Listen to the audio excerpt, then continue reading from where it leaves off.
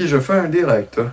Si t'aimes ce genre de vidéo-là, puis tu vas encore avoir des petites capsules pour découvrir le cinéma québécois, n'hésite pas à t'abonner, à aimer la vidéo, puis à laisser un beau petit commentaire, puis tu auras environ, en moyenne, 5 à 7 minutes de vidéo chaque jeudi matin.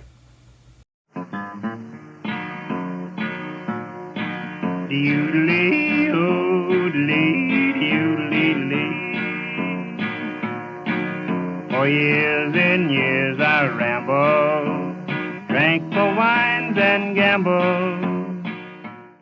Bonjour, ici Fragment de d'un pois chiche, et aujourd'hui, programme double, on va parler de 2 films d'Alain Vézina, Le Scaphandrier et Opération Luchador. Tout d'abord, Le Scaphandrier, un film de 2015 d'Alain Vézina, d'environ 1h30, 1h40. Dans ce film d'horreur de type slasher, on suit Julie, une journaliste sur les côtes de la Gaspésie qui enquête une série de meurtres qui semblent arriver depuis qu'un bateau fantôme est retrouvé à la dérive sur le fleuve. Un mystérieux scaphandrier semble se venger sur toutes celles et ceux qui ont pillé son navire. Que dire de ce film? C'est un joyau, c'est une pépite, c'est un petit sucre à l'après-midi, c'est un bonbon, c'est un excellent moment entre amis. Il faut savoir pour apprécier ce film qu'il ne faut pas le prendre au sérieux. Oui, le casting y est, le budget y est, je crois que c'est 2 millions que ça a coûté.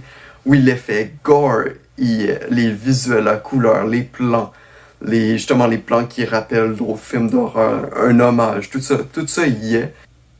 Mais la direction d'acteur est atroce. Ce qui fait que les dialogues, c'est fake, les émotions, t'arrives pas vraiment à les suivre.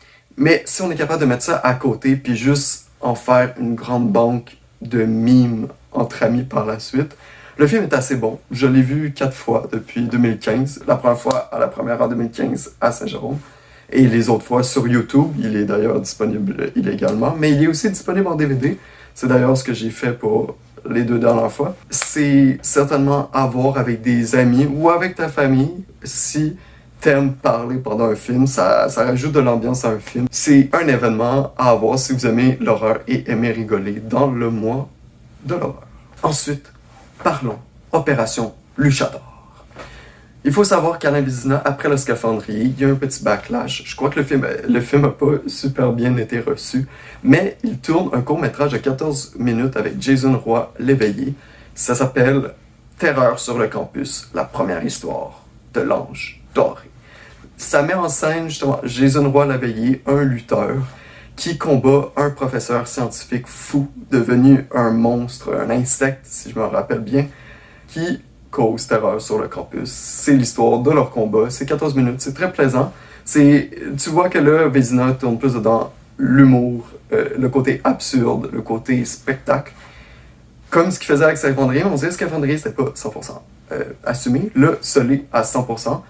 Mais on parle un peu de l'ange doré pour parler surtout du Scaphandrier, ce qui nous amène à Opération Luchador, un documentaire d'1h30 qui retrace l'histoire de l'ange doré au cours de la Deuxième Guerre mondiale jusqu'à la guerre froide. Ça retrace l'histoire justement du grand-père de l'ange doré, Jason Roy Léveillé. C'est comme si le super-héros se passait de génération en génération.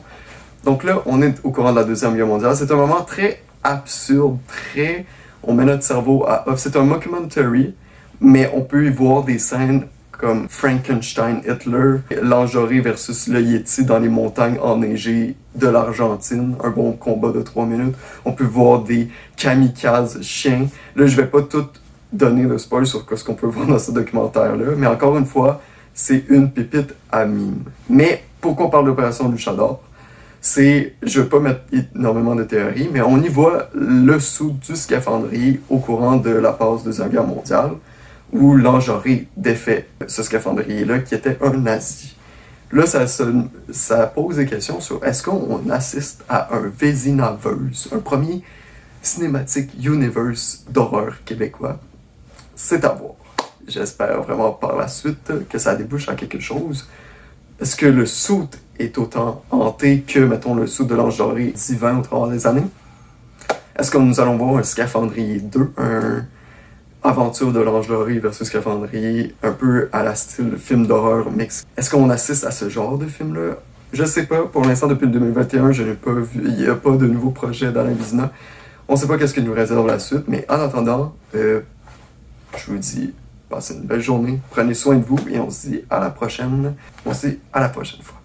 Salut! But one day I thought I'd settle down. I met a